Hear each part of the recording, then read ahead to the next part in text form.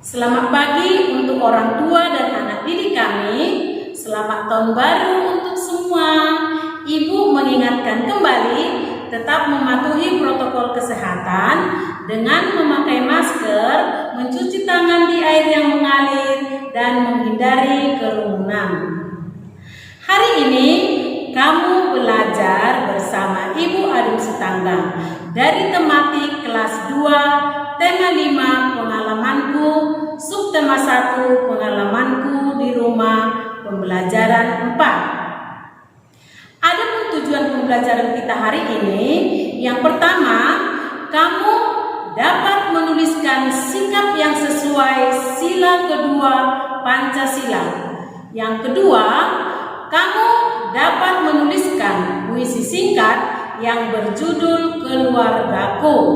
Yang ketiga, kamu dapat menuliskan benda-benda yang dapat diukur dengan menggunakan jangka sorong. Anak-anak, perhatikan gambar di samping ini. Gambar ini menunjukkan kebersamaan keluarga Beni duduk bersama di teras rumahnya. Kemudian Beni bercerita bahwa dia baru saja membaca puisi yang berjudul Tamanku. Puisi merupakan kumpulan kata indah yang disusun sesuai tema tertentu. Puisi terdiri dari beberapa bait, dan bait terdiri dari beberapa baris. Puisi memiliki kata kias, padat, dan indah. Pada saat membaca puisi, ada 3 hal yang harus diperhatikan, yaitu yang pertama, artikulasi. Artikulasi pada saat pengucapan kata harus jelas. Yang kedua, intonasi. Nah, pada saat membaca puisi tidak boleh terlalu kuat dan tidak boleh terlalu lemah. Yang ketiga, ekspresi. Nah, ekspresi ini harus sesuai dengan isi puisi. Jika puisinya sedih, kita juga harus berekspresi sedih. Jika gembira, kita juga harus gembira. Nah, anak-anak, coba kita lihat puisi yang berjudul Taman Bungaku yang ada di halaman 40. Anak-anak, coba dengarkan ibu guru akan membacakan puisi Taman Bungaku. Ibu akan membacakan puisi yang berjudul Taman Bungaku, karangan Nikomang Juniati. Taman bungaku, bila ku pandang, hati pun senang. Tamanku cantik, sangatlah menarik. Taman bungaku, berserilah selalu. Jangan pernah kau layu, karena aku kan bersedih sendu. Oh, angin dari segala rindu, mampirlah ke tamanku. Sebarlah harum bungaku ke segala penjuru. Setelah ibu guru membaca puisi, kamu menjawab pertanyaan berikut. Yang pertama, apa isi Taman Bungaku dalam puisi? Nah, adakah anak-anak kami yang bisa menjawab? Iya. Isi Taman Bungaku dalam puisi adalah banyak bunga yang cantik, menarik, dan harum. Untuk pertanyaan yang kedua, sebutkan kata yang baik pada puisi tersebut. Nah, dari puisi tadi kita melihat kata yang baik adalah senang, cantik, menarik, berseri, dan rindu. Sekarang kita menjawab pertanyaan yang ketiga. Bagaimana jika taman tidak dirawat? Nah, mungkin anak-anak kami bisa menjawabnya. Bagaimana jika taman tidak dirawat? Ya, jika taman tidak dirawat, bunga-bunga yang ada di taman menjadi layu dan bahkan ada yang mati. Itulah jawaban pertanyaan yang ketiga. Nah, sekarang pertanyaan jawaban yang keempat. bagaimana cara merawat tanaman? Ya, cara merawat tanaman yaitu kita harus menyiram tanaman setiap hari dan memberi pupuk secara teratur. Jadi, untuk merawat tanaman boleh bergotong royong dan saling membantu dengan orang lain, seperti sikap pengalaman sila kedua Pancasila. Nah, anak-anak ibu, adakah yang tahu apa bunyi sila kedua Pancasila? Ya, bunyi sila kedua Pancasila adalah kemanusiaan yang adil dan beradab. Lambang sila kedua Pancasila adalah rantai emas. Sila kedua Pancasila mengajarkan kita sikap untuk menyayangi orang lain, berani membela kebenaran, tidak membeda-bedakan sesama, dan peduli terhadap orang di sekitar kita. Contoh pengalaman yang sesuai dengan sila kedua Pancasila, yang pertama, Beni membantu ayah memupuk tanaman. Contoh yang kedua, kakak menolong adik yang terjatuh naik sepeda. Contoh yang ketiga, ibu menyiapkan sarapan ayah di atas meja. Contoh yang keempat, Siti menggunakan alat pendengar musik agar tidak mengganggu adik belajar.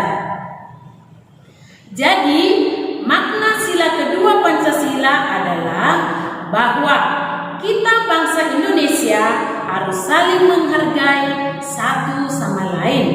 Manusia adalah makhluk ciptaan Tuhan yang paling tinggi derajatnya, maka kita harus mewujudkannya melalui sikap yang adil dan beradab kepada sesama tanpa membeda-bedakan.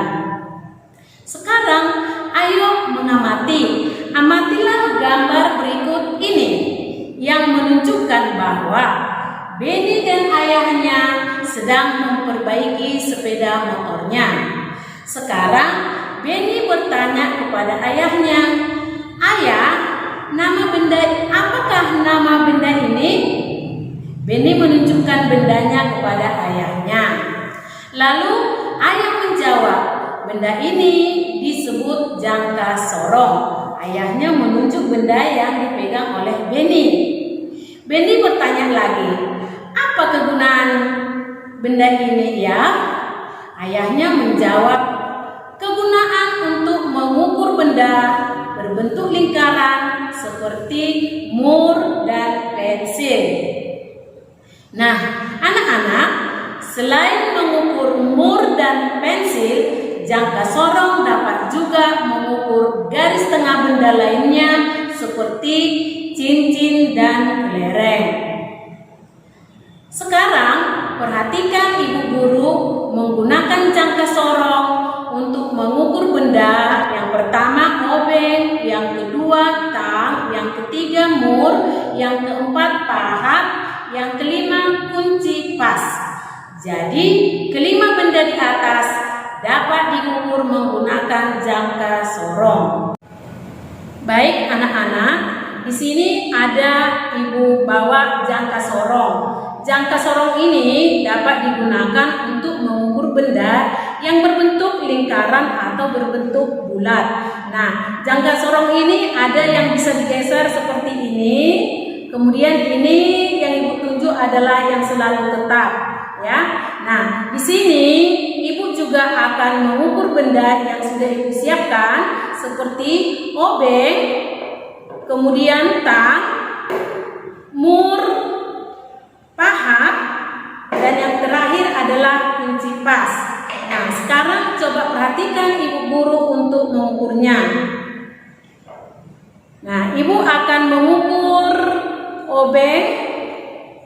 Nah, sekarang di sini kita akan dapat melihat ukuran obeng pegangannya ini dengan mengukur dengan pakai jangka sorong. Di sini ukurannya ada dua, ada milimeter dan ada sentimeter. Nah, besar pegangan obeng ini adalah 2,3 cm.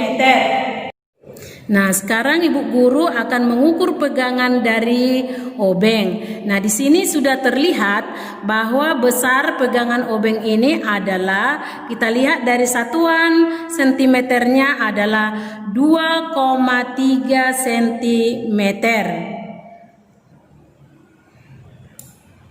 Sekarang Ibu akan mengukur tang. Nah, tang ini dapat diukur juga menggunakan obeng. Nah, sekarang kita lihat. Nah, ukuran tang di sini terlihat 2,3 cm juga. Nah, ukuran tang dengan ukuran pegangan obeng tadi ukuran yang sama.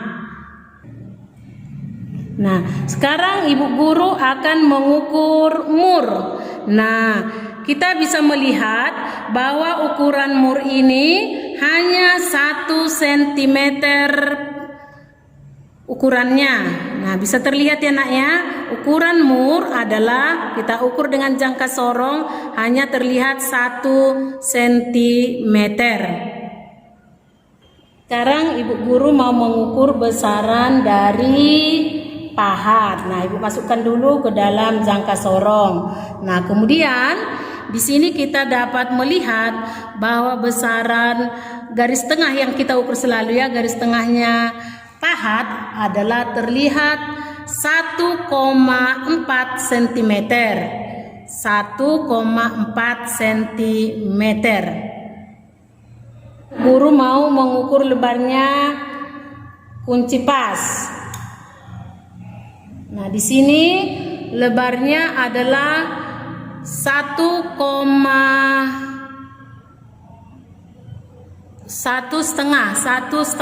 cm. Nah, semuanya tadi kita ukur dengan menggunakan satuan sentimeter yang ada di bawah, sedangkan yang di atas adalah satuan milimeter. Demikianlah pembelajaran kita hari ini.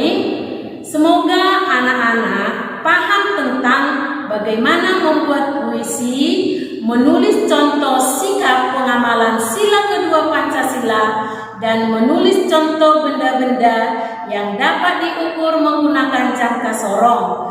Selamat jumpa di lain kesempatan. Terima kasih. Salam sehat.